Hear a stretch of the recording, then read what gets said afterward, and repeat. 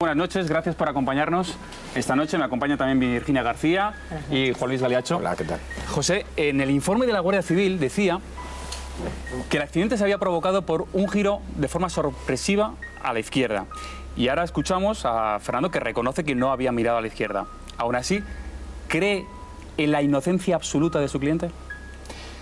Yo creo que podemos sostenerlo desde un punto de vista bastante razonable, porque después de todas las investigaciones, como bien has dicho, el informe, el penúltimo, porque estamos a la espera del quizás el más concluyente, que es el de la velocidad, lo único que le achaca a Fernando es que pues no respetara la prioridad de paso.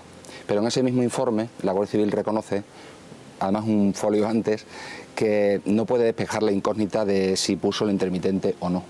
Por tanto, si lo único que se le reprocha a Fernando es la prioridad, pues está claro que si él mantiene que puso el intermitente con suficiente antelación, estamos ante un adelantamiento indebido.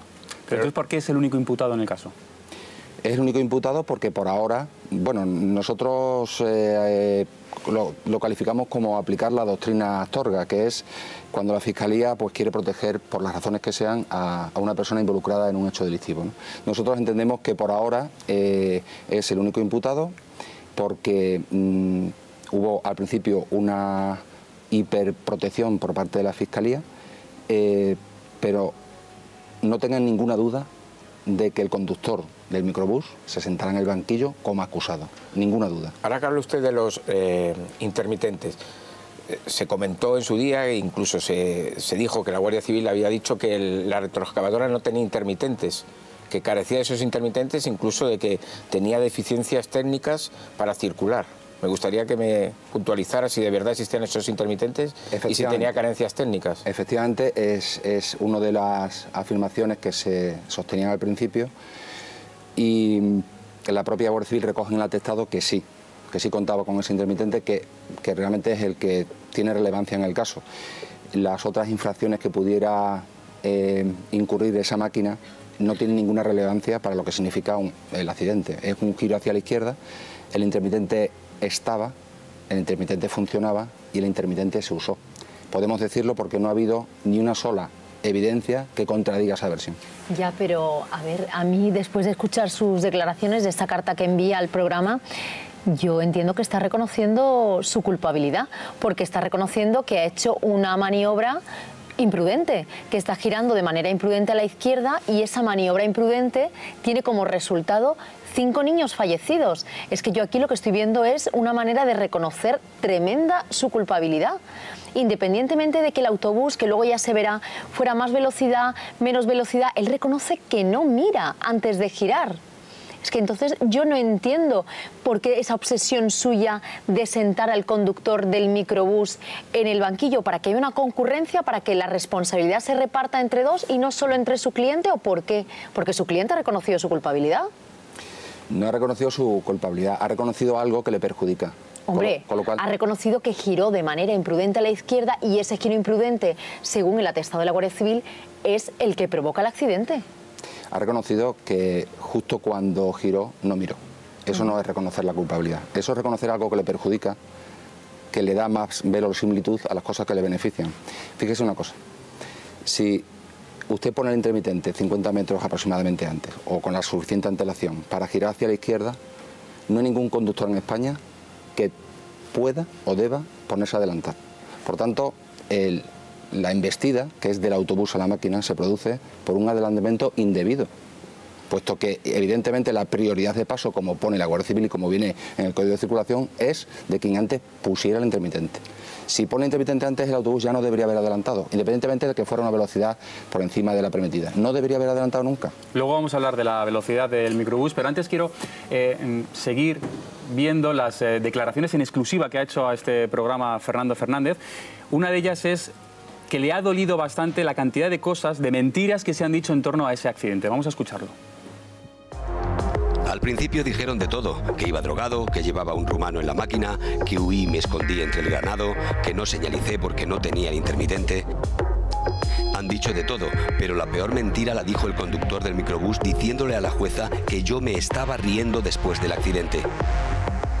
Él ha mentido desde el principio, pero decir eso para intentar salvarse es una canallada. Entonces, queda claro. ¿Intermitente tenía, sí o no? Sí, correcto. tenía intermitente, Sí, eso seguro. El atestado lo recoge. Y luego, lo que más os ha dolido, además, a vosotros es esas declaraciones del conductor del microbús, esa carcajada de Fernando, que no existió. ¿Por qué cree que dijo esto? ¿Quiere dibujar un perfil de su cliente, de una persona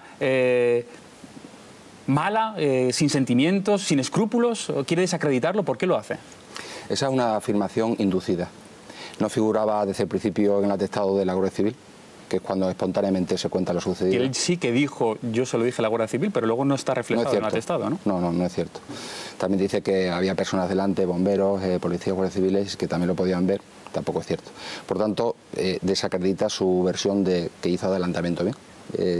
Por eso la balanza es de una persona que desde el principio ha reconocido y se le puede creer, y de otra persona que desde el principio... No es equiparable. ¿Perdón? No sé qué, eso no es equiparable. El decir que se estaba riendo y que no fuera cierto con decir que no ha hecho correctamente su maniobra. Es que además, yo de verdad, yo no creo que él dijera se está riendo y se lo inventara. Yo creo que a lo mejor su cliente puso algún gesto nervioso que al conductor del microbús le dio la impresión de que era una risa, pero porque a lo mejor en ese momento de tensión y de nervios puedes actuar, pero a mí me cuesta mucho pensar... No, pero, pero cuando él declara en el juzgado dice se está carcajeando, ¿eh? Sí, pero porque es la percepción que él tiene, que se está carcajeando. Pero yo no creo, ni muchísimo menos, que Fernando, su cliente, se estuviera riendo, ni muchísimo menos. Pues ¿cómo se va a reír en una situación? No se lo cree nadie en una situación así. Pero es posible que con los nervios Fernando, pienso yo, pusiera algún gesto que al conductor del microbús le diera la impresión que se estaba carcajeando. Yo creo que cualquier persona sensata haría esa reflexión. El problema que tiene el conductor del autobús es que también dice que iba a unos 30 o 40 metros durante 50 o 60 metros detrás de la máquina y que iba a una velocidad, pues eso, entre 50 o 60, y luego resulta que la velocidad que aparece... Luego vamos a ir con la velocidad. Pues es completamente luego vamos con la velocidad y con el tacógrafo. Por tanto... Yo lo que sí le quería preguntar, ahora que también hemos sacado el tema de la droga, es que nos dijera de verdad si su cliente iba o no drogado. Ya sé que es difícil, pero que nos lo comente al menos, que sí, iba, no iba, había tomado, era consumidor habitual de cocaína, era consumidor habitual de hachís. Tengo la fortuna de poder decir que no. Es muy sencillo. El primer atestado que se le hace por parte de la Guardia Civil, in situ, lo somete a un test de saliva, que por cierto al conductor del autobús no se le sometió, y dio positivo a cannabis y a cocaína. Mira, precisamente, José, precisamente es que Fernando habla precisamente de que a él sí que le someten a ese análisis y al conductor del autobús no. Vamos a escucharlo. ¿Cuál es la actitud del conductor del microbús tras producirse el accidente? Tuvimos nuestras palabras porque yo le decía que cómo se ponía a adelantar, si no me había visto y a qué velocidad iba, y él se excusaba diciendo que yo no había puesto el intermitente y yo le decía que sí, pero todo esto con otras palabras. ¿Están siendo tratados por igual el otro conductor y usted?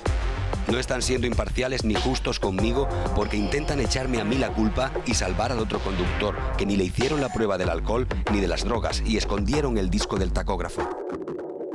¿Conducía usted habiendo consumido drogas? No, y por eso me hice la prueba de sangre. Bueno, aquí hay muchas cosas que preguntar. Vamos a ver. Lo había dicho Juan Luis y yo creo que es una pregunta importantísima que la gente se hace en casa, porque primero el análisis de saliva dice que sí, luego el de sangre dice que no, pero que tampoco llega a determinar del todo si consumió o no consumió. La pregunta es clara. ¿Consumió o no consumió drogas? No, no consumió y además está corroborado por... Pero en saliva sí daba al principio positivo. Sí, pero el test indiciario de saliva, el propio informe pericial de toxicología ya habla de que no tiene ninguna correlación con el informe de la analítica de sangre. Es decir, es un informe que se puede despreciar porque no tiene base científica. Entonces, tenemos la suerte de que la propia Guardia Civil allí le hizo el acta de sintomatología externa. Es decir, no se puede confundir la el tiempo que se tarda en eliminar cualquier sustancia, el tiempo que se tarda, ahora mismo de cualquier persona que ha consumido hace 3 meses, le cogen un cabello de 3 centímetros y puede resultar que efectivamente el análisis de ese cabello de que ha consumido hace 3 meses. Una cosa es la eliminación y otra cosa son los efectos. Por tanto, los efectos conduciendo, que es lo que puede ser delictivo, la propia Guardia Civil lo descarta. Ya, no cumplía, perdón, por favor, no cumplía ni uno solo de los requisitos. Son criterios consensuados con la Fiscalía. Y además, la jueza, con muy buen criterio, encargó hasta 3 informes sobre este aspecto que es clave. Y al final, los informes pues no corroboraban que estuviera influido en ese momento bajo alguna sustancia. Una cosa, perdóname, Virginia. En un accidente, yo no sé si es así la forma de actuar de la Guardia Civil, y además no quiero poner en duda para nada la forma de actuar de la Guardia Civil, pero en un accidente, cuando además hay implicados 2 vehículos y hay víctimas mortales, ¿es normal hacer análisis de droga y de alcohol a un conductor? Me imagino que también al otro, ¿no? Sí. Es normal. Se debería aquí, yo creo que proceder habitual, ¿no? Tendrían que haberle hecho efectivamente la prueba a ambos conductores, obviamente. Pero también es cierto que su cliente se le hace primero la prueba de la saliva. Sí, se le hace 3 horas después del accidente. Ahí da positivo. Pero lo que ocurre es que la de sangre se la hacen 6 horas después. Ahí da negativo. No se la hacen al mismo tiempo que de la saliva. A mí me gustaría que se lo hubiesen hecho antes de esas 6 horas, para que efectivamente pudiéramos decir categóricamente que no consumió drogas. Es que se le hizo muy tarde esa prueba. Yo no sé si consumió o no, pero esa prueba 6 horas después es tarde. Efectivamente, para resolver esa duda que toda persona sensata, ¿no?, se puede plantear, la jueza ya al final no tuvo más remedio que despejar esa duda. Y entonces le hizo una pregunta muy concreta, que es lo que usted está diciendo. A la toxicología de Extremadura le dijo, a la luz de todos los informes de Galicia y de la documentación de la propia Guardia Civil, de lo que haga falta, emitan ustedes en este sentido o en otro. ¿Iba conduciendo bajo la influencia de algún tipo de sustancia? No. ¿Y la de saliva por qué dio positivo? Bueno, pues ¿En cannabis y en cocaína? Pues porque posiblemente no había eliminado todavía, a lo mejor... Mire, posiblemente ese test de saliva, con el paso del tiempo, o deje de practicarse o se perfeccione. ¿Su cliente es consumidor habitual de drogas?